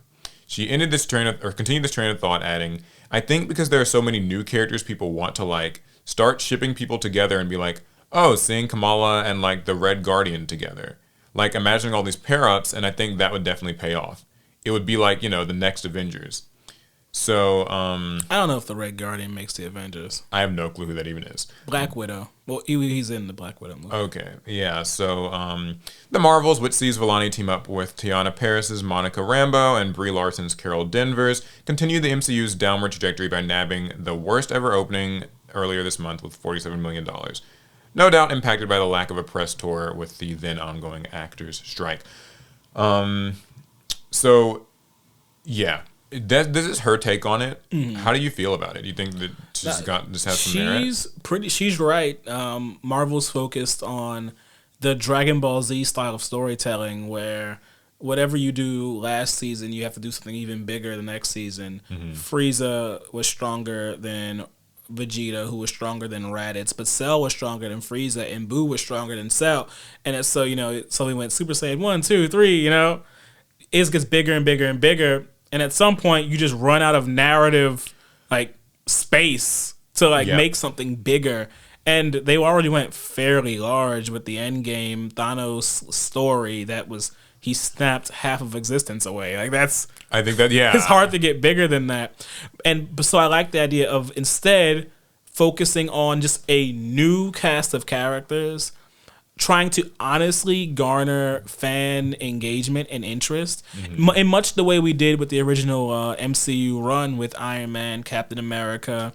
The Avengers promise was just like a trickle in the back of our minds that it could happen. It wasn't this guaranteed thing that we just knew we were working towards. I agree. I think I like her point too about I think it's got to be about the characters. I think that the vibe I get from Marvel, and I think so before I even say that, I think I have kind of figured out where I stand with Marvel. Okay. I am now what I would consider a Marvel MCU like fan. MCU bro. Yeah, I'm an MCU bro. I'm a fan in the sense that I have liked a lot of what I've watched over the past couple of years, and I do want them to succeed. So to be clear, I'm not like, even though I am a little exasperated with a lot of the recent material, it is not in such a way that I'm hate watching it or like, you know, I love like tearing them down and watching these stories of like worse and worse performance and like box offices and stuff. I want to see them pull it together. So that's kind of where I'm coming from with this. I think that it is better when you have shows that are more about like getting to know the characters and really beginning to like the characters. It's why I liked so many of like the Marvel Netflix shows. A, they were more ground level. B, they were so character driven, like personal story driven. Yeah. I think what I see a lot in like a lot of the movies and stuff that have happened recently is like they're kind of taking these established worlds and trying to like open them up more and more and more and like add more and more stuff to like the Wakanda story, right? Add more stuff to, you know, like the Thor story and the Multiverse of Madness and like the Ant-Man Quantumania one. Yeah. Where it's like, here's the quantum realm and it's like there's so much. But in reality, I think when I watch those, I find myself not being able to connect too much with the characters anymore. I mean, they don't even they don't give the characters their due anymore because of the width of these phases. Marvel puts out like one project with one group of characters and another project with another group of characters, and it keeps going. But we haven't seen Shang-Chi since his movie came out, and that was 20. Yeah, that was like 2019, was that 2020, 2019? Yeah, that was a while ago. We haven't seen the character, so anyone who saw the movie has basically forgotten about him, and the people who didn't see the movie, they have no reason to ever do it because it's Marvel doesn't seem to, or the MCU doesn't seem to be in a hurry to make us care about Shang-Chi. And I feel like any character introduced within this phase and maybe even the next phase afterwards is going to suffer the same fate. Yeah, so I would like to see just a few team-ups and things like that. But and simple team-ups. Yeah, you don't need an Avengers event already. Yeah, kind of keep it simple. That would be cool. And obviously, I get it. Like, we're just two more Marvel heads pretending we know what would be the perfect solution for, you know, the multi-billion-dollar franchise. The perfect solution is already in the comics. Y'all just got to read them. But, yeah, I think she raised some really good points here. I also think it's a great time, then, to get your thoughts on what you thought of Loki Season 2 and also the Marvels, because we finished both. Okay. So Loki Season 2, I pretty much hated it early on. That's not a joke. I did. I was very upset with Season 2. Why? To be clear, I was a big fan of Season 1. Season 2 starts off as Loki's trip through time, and the story is not about him at all. It's about the TVA, and it's a bunch of time nonsense. And I've gone on record multiple times saying I can't stand time travel. It's my least favorite storytelling device that you can introduce into a world. And I knew what I was getting into with the Loki series, but Season 2 took it up to an 11. And when Loki took a back seat in his own TV show for a while, I was upset. However, in the last 2 episodes, I felt like, okay, I'm finally getting what I wanted out of a Loki show. It went back to being about him. Yeah, that's what I wanted. It was called Loki. I didn't care about the TVA that much. Like, you know, you can put was it Luke Wilson on screen? It's cool, but I'm here for Loki. And so, while it did end well, and at the end I felt very satisfied. At first, I was like, almost hate watching Season 2. Okay, yeah, same for me for the most part. I mean, I don't mind like time travel stories too much. I think that I find them more. I prefer when they're kept simple. I'm obviously very biased, but I like little things like Harry Potter and the Prisoner of Azkaban, right? Just kind of these simple little like closed loop time stories. They went back a couple hours, they did stuff, and it changed the future, but it actually didn't change anything because it all had happened anyway. Like simple things like that. I've always found it kind of funny when like characters can just hop through time like it's like an address on a street type of thing. Like we're looking for this character and we just kind of happen to go to the exact time and place and like year or whatever that they would be when they would be there. It's like that. I always find that very like, I'm willing to suspend my disbelief and like just kind of watch they had anyway. time GPS. But yeah, it's like, how did you have like time GPS? That's very, but anyways, yeah, I found that so I hadn't seen Loki season 1, so I was watching from a very awkward place. I didn't know who any of these characters were, what Missed happened. out on the best part. But I did hear like great things about season 1. I enjoyed watching season 2. I love the aesthetic of the show, that kind of 1960s, 70s like office kind of look and like feel, and just the very analog nature of everything, like the sets and the props and stuff. Just everything had a very like old fashioned analog feel. Color grading felt very very cinematic, just presentation compared to some of the other like Disney Plus shows.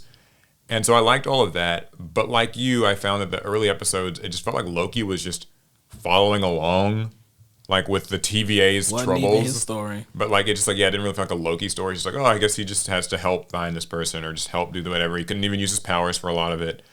But I agree that in the latter half of it picked up. It kind of became more about him. I liked that it became about like his loneliness and him wanting to be like with his friends and rescue them for that reason, not just because time and the multiverse and all that stuff would go crazy. It was more about him again. Right. And so I think that it actually ended up ending on a very good note. And it seems like that's kind of a conclusion to the story. So I was happy with it. But I agree. I think the first half had me just kind of like glazed over a little bit. I was like, this time travel stuff, like I'm not too into it. Wasn't a fan.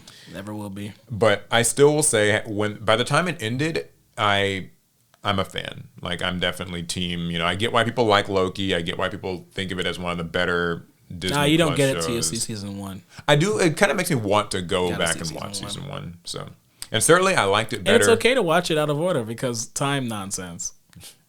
I will say I liked it a hell of a lot better than Secret Invasion.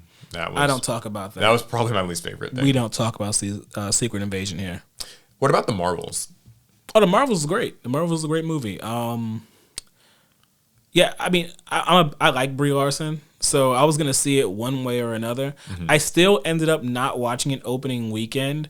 I guess when you don't promote a movie, it just doesn't really stick to like your head. But I knew I was gonna see the movie, and I saw it, and I was actually like more than impressed with it. It wasn't just that, oh, I like anything Brie Larson's in.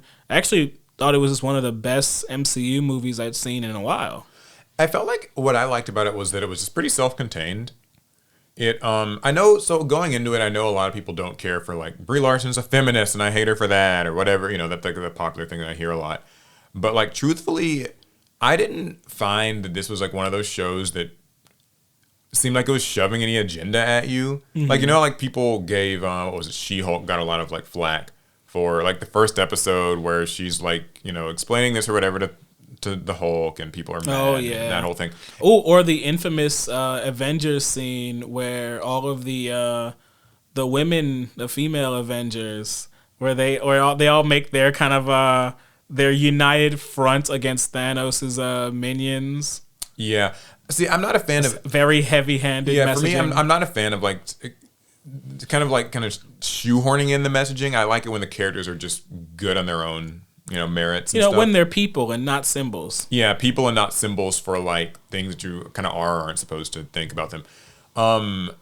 So I went into it just being like, okay, I just want to see what this movie's about. I hadn't even seen the first Captain Marvel movie or whatever. So and you really didn't have to. Yeah, I didn't feel like I really needed to, but I enjoyed this movie as well. I found that it told a story that felt relatively self-contained. Mm-hmm. I think that it helped to humanize Brie Larson. She always, I know, to me, kind of came across as a little unapproachable. And if you had seen the first Captain Marvel movie, that would not dissuade you. Yeah, and so I think that having the Miss Marvel character and also the Captain Rambeau character, I think just having a team helped to humanize her a bit for me. And the movie was also kind of short compared to most Marvel movies. It was like an hour, 40, 45 minutes. Yeah, most that's of them are like rare over 2 hours for long. Marvel. Yeah, we're used to these 2-hour slogs, but Yeah, it was compact.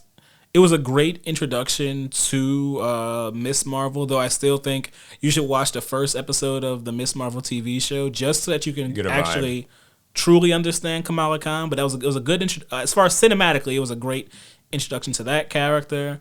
Monica Rambeau's character, we hadn't seen her since WandaVision, and so this was a great chance to see what she could do and what she herself was like in a more controlled scenario. Because in WandaVision, she wasn't like, she had almost no agency, and she was a side character. Here, she got a main role, so it was actually not really nice to see. And then I didn't expect for the three characters to work as well together on screen as they did. Yeah, I liked their training montage. It felt very anime. That was cool. I like the action sequences. Like, kind of three characters teaming up and fighting is something that I don't think that Marvel actually does enough. Like, I know one of the most iconic fight scenes is from Civil War, where it's like Captain America and the guy with the fist. Winter Soldier or whatever, and they're teaming up against Iron Man, and like everybody, I see people and they like beat the mess out of him. Yeah, but like I like seeing like choreographed team fights. I think when they're done well, they get me really hyped like nothing else can. It's like the Guardians of the Galaxy, and it kind of feels like a very anime fight. And so I think that's really cool. I think that this movie handled action well. There were some funny things. Yeah, I like the kittens and the nation of people who like the cats communicate in song. Like, I don't know, it felt like watching a Marvel movie kind of back in like early 2010s, kind of just where things still felt kind of new and different and like exciting, and it didn't feel like they didn't spend the whole movie talking about the multiverse and I don't know, I liked it. I think it was nice. It felt like almost like a breath of fresh air. I want to say it might actually be my favorite movie of this phase, just because it just didn't feel like it was mired down by lots and lots of world building BS. Yeah, and like pretense for like other Marvel multiversal things. So they still had that post credit scene. I know people have a lot of thoughts on that.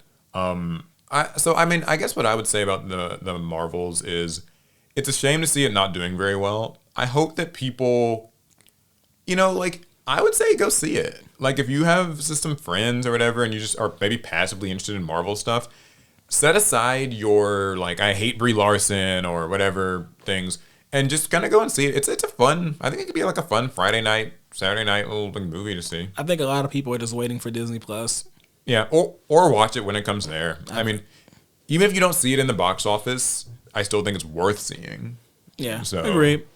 So, yeah, I didn't have any big gripes with it. I think the worst thing you could say about it is just that, like, it's like if you're just superheroed out, then it's just more superhero. So that's. I mean, that's a whole other. At that point, so. Cool. Well, hopefully Marvel can figure things out. I'm rooting for them. I really am. Was that all three of your Marvel stories? That's all the Marvel stories I've got. I'm done with Marvel. Well, I have a gaming story. Okay. Let's game. So, now you will truly be able to game. Oh, will I? Because EA is officially working on letting players voice their own in-game characters. Okay. Yeah, so... I want to voice my character. Let's hear. Electronic Arts, EA, is seemingly working on a new technology that allows players to input their voice into the game, which is then replicated/adopted by the in-game character. Is there a specific game for this, or is it just like a... There is no game, but there's a patent on file. Okay. So this patent was discovered by Very Ali Gaming and was originally filed back in October 2020, but only became public earlier this month. The patent reveals a rough outline for a new type of technology that's specifically designated to reproduce the speech of a player within a game through a system that includes a synthesizer module, a voice converter module, and a vocoder module. In short, you can voice your character. Thoughts? I'm horrified, terrified. So, I don't think it's like that bad, right? So you're not thinking deep enough.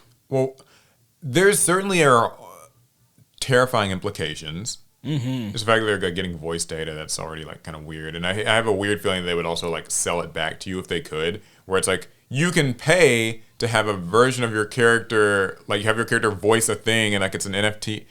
Like I feel like there's like a dark future where that could exist. So that kind of creeps me out. See, that's what you're worried about. I'm worried about the users. Okay, what are you thinking? What's the use case here?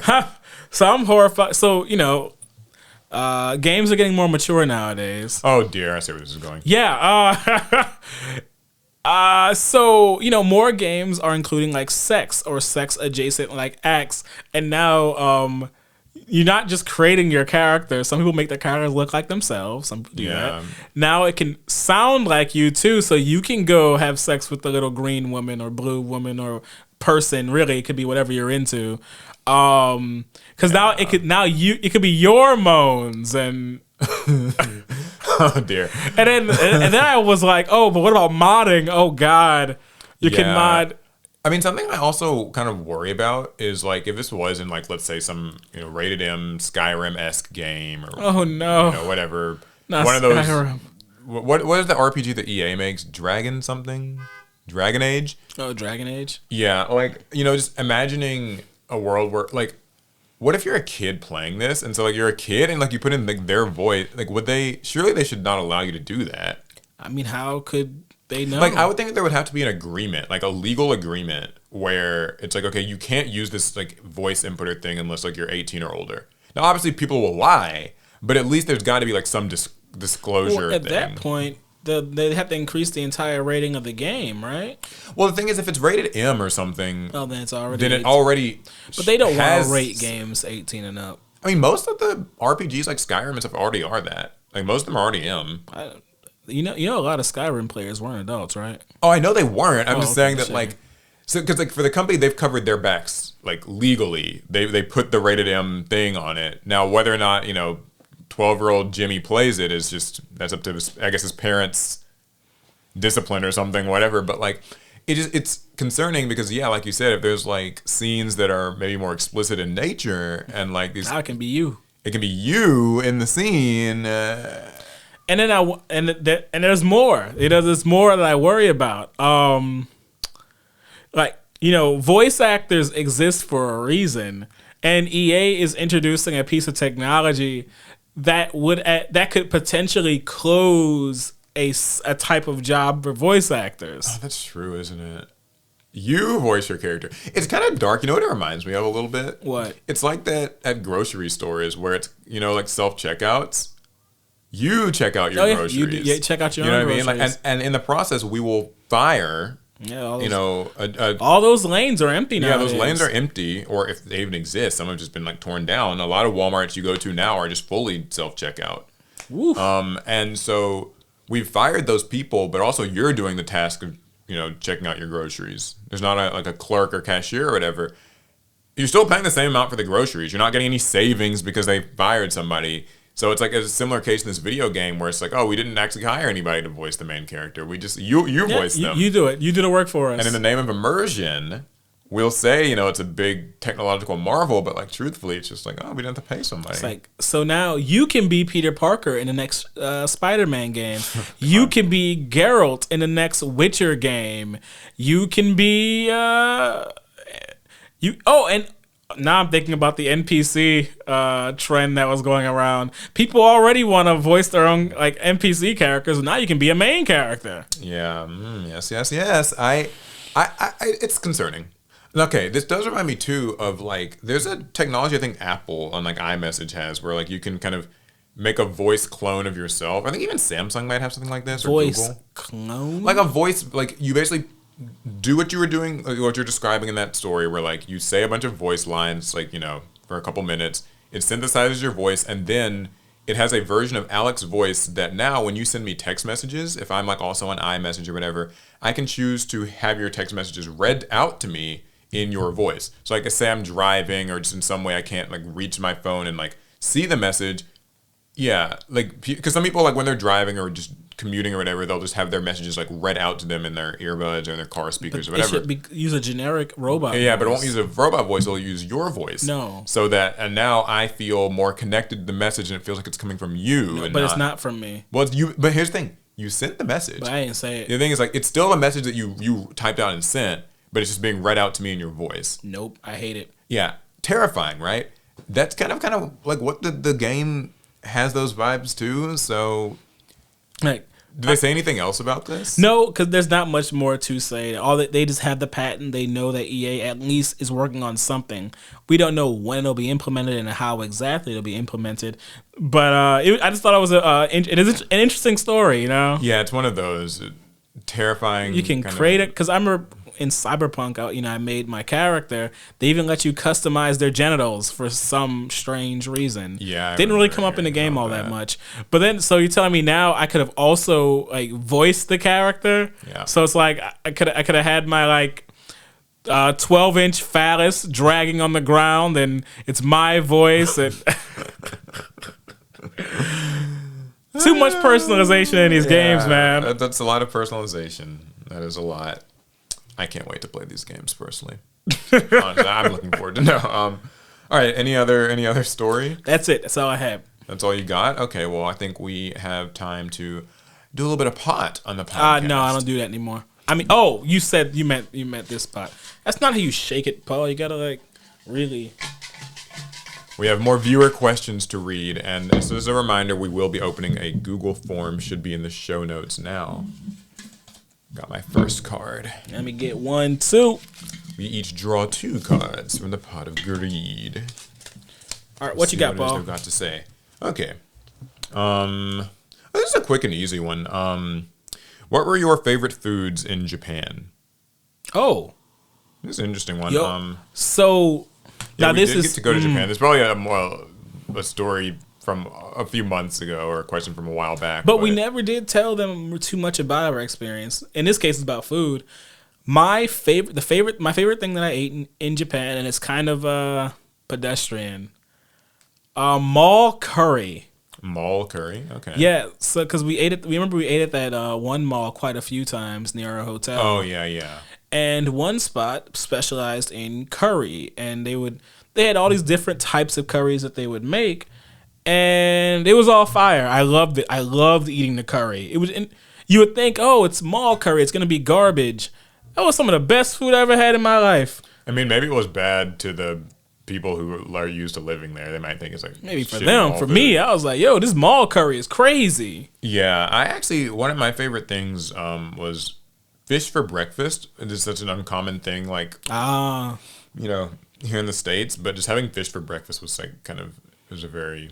Because like I didn't have any fish at the hotel, but on the flight back, they were still serving us Japanese style food. I got the Japanese style breakfast where we had the fish and everything else, and I was like, well, this is certainly weird.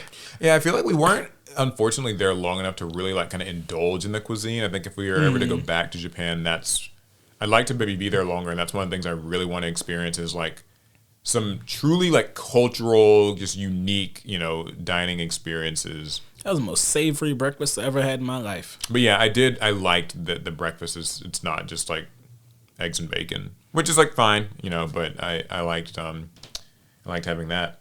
Anyways, what's your card? I got our new archetypes, just engines these days. Oh, I do That's remember more of seeing a this. general Yu-Gi-Oh question. So I would say the best ones are. The best ones are.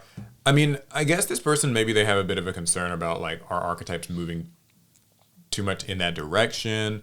There are some that feel like that's kind of the case. Like in Age of Overlord, the both the Snake Eye kind of Diabellstar. Diabellstar in this case is separate from Snake Eye. Yeah, related, but yeah, like Diabellstar it's an engine of sorts. And the same can be said also of Horus. Yep. Horus almost feels like it was made to be just teched as a just rank 8 Throw it kind of into thing anything. and monster presence. Is it a good or a bad thing? I think at that point it depends on how much of a game developer you are. Like a lot of Yu-Gi-Oh cards, like I think this person's right. Like the prompt is right. I think more and more archetypes these days do kind of feel like they kind of become engines more so than anything. They're ready to become part of alphabet soup. Yeah, I know like Infernobles kind of feels like it's reached that territory where a lot of people will run it kind of just as like a fire warrior engine, but it's like a small package. What's weird about that is that at one point Infernoble was a deck, but in order for it to become quote unquote good, it had to become an engine. What it seems like with Yu-Gi-Oh, what happens a lot with Yu-Gi-Oh now is that players, the game is so mature now that like we kind of have lost a little bit of the whimsy and the like idea of like, can this whole archetype be very good on its own? Because what we're really looking for are just what are the best parts that we can extract from this archetype? What is the kind of standalone, like if you think about when it was around like the Thunder Dragon deck, people weren't really playing like Thunder Dragons wholly. They were oftentimes just playing like Dragon Dark, Dragon Hawk, and like Colossus or something. You know what I mean? Yeah, Like it was the smallest amount of Thunder Dragons to get the most payoff. Yeah, the smallest amount for the most payoff. That's a great way to put it, actually. And I think, since around that time, we've kind of always done a fair bit of that in Yu-Gi-Oh! Just what is the leanest, the frog engine in a Sprite deck, or whatever. Like there's so many, like the tier cards, integrate a lot of other like, graveyard-based engines that you could run really lean. Is it a good or a bad thing? Well, I don't hate it. I think it allows for some creativity and originality. I hate it a little, but not as much as I used to, I think.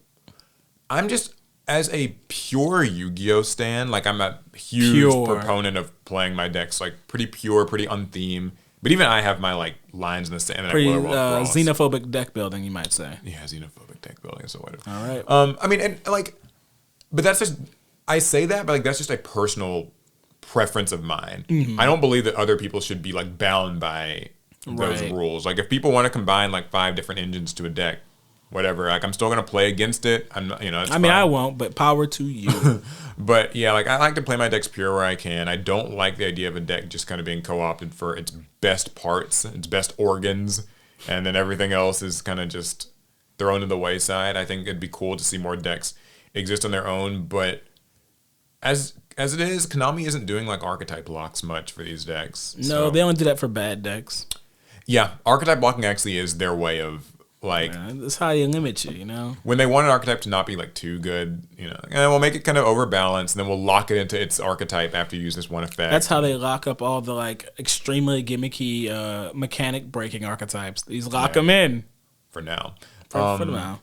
And then like the good stuff, like magically, Kashtira doesn't lock you in anything. Neither does TR Elements. Not a day in its life has it locked you into much of anything. So they don't really care to do that. And so the same kind of applies to like Horus and Bellstar, all that. So yeah, it's definitely more of a trend. This person's right. Do I like it? Personally, nah. As a player in general, I can take it or leave it. You played through anything as long as it's on Master Duel. Yeah, like I'll play, so whatever, I'll be fine. All right, let's dig in here again. Yeah.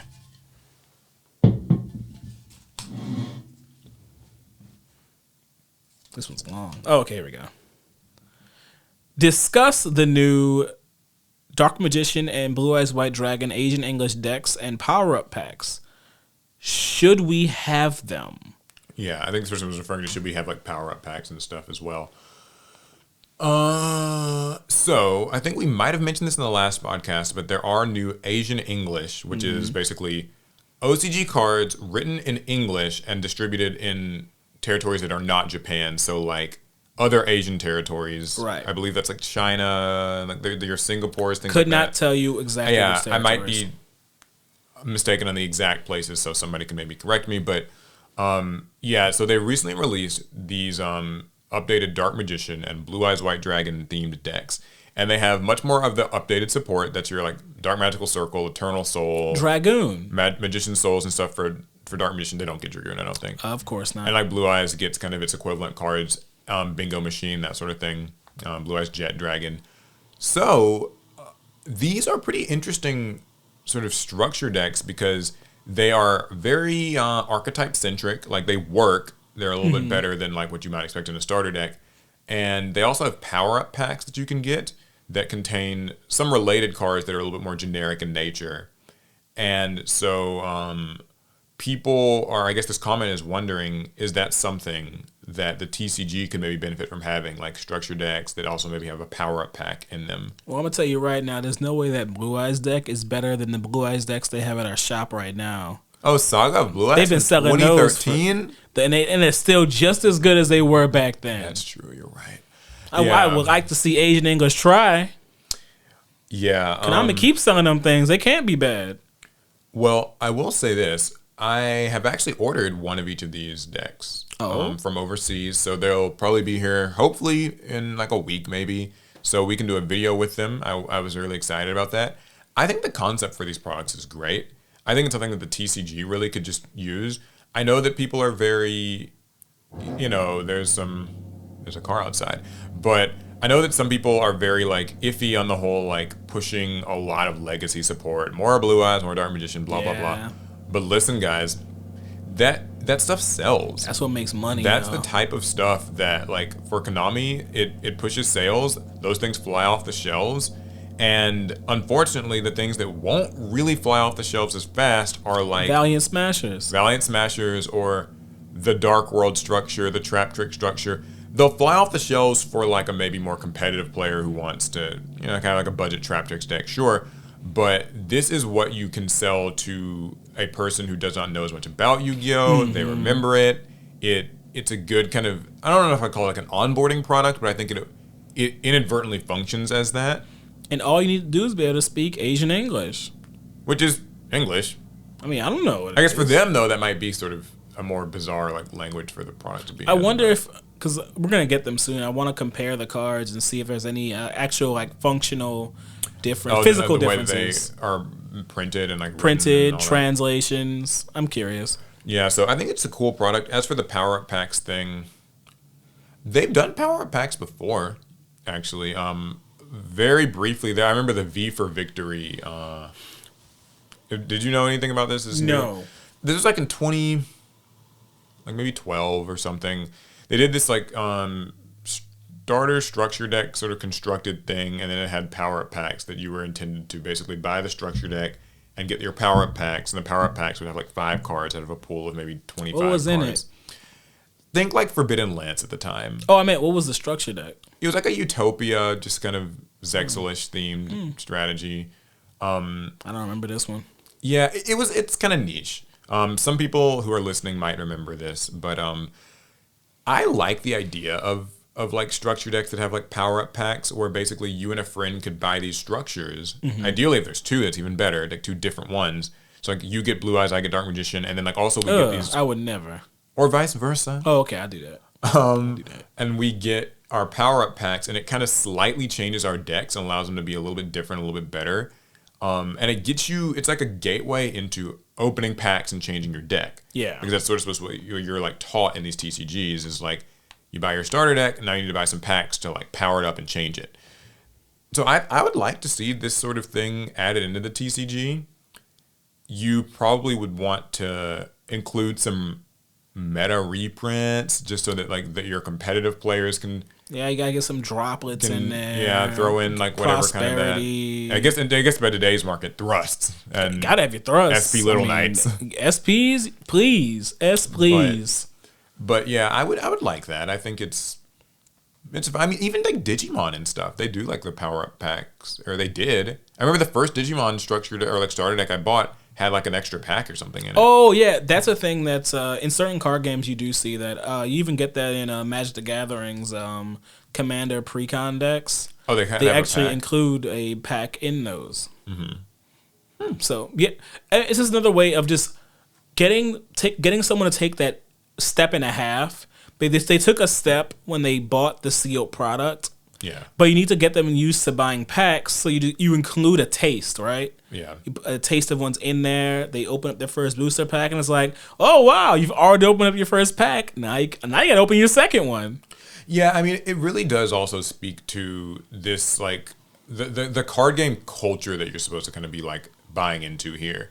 I know for a lot of these, for like Yu-Gi-Oh, it's such a mature card game that in many cases people are immature. People are a bit jaded about what they're willing to buy. Yeah. Like, if you've just been playing for a long time, you like your competitive decks. You see it all the time online. People are like, I don't want to like buy packs anymore. I just want my singles. I mean, I've seen people on like Master Duel. Like, I don't want to watch these stupid animations. I don't want to grind for gems. I just want to be able to like hop on here, build my decks, and just play. And so I think a lot of times it's easy to forget that the route into card games in general is that, you gotta kind of like buy some packs and trade with friends. And I know like some of that's kind of died off in recent years because people are much more critical of every new product, and you know, like, I'm only gonna buy it if it can like directly profit me.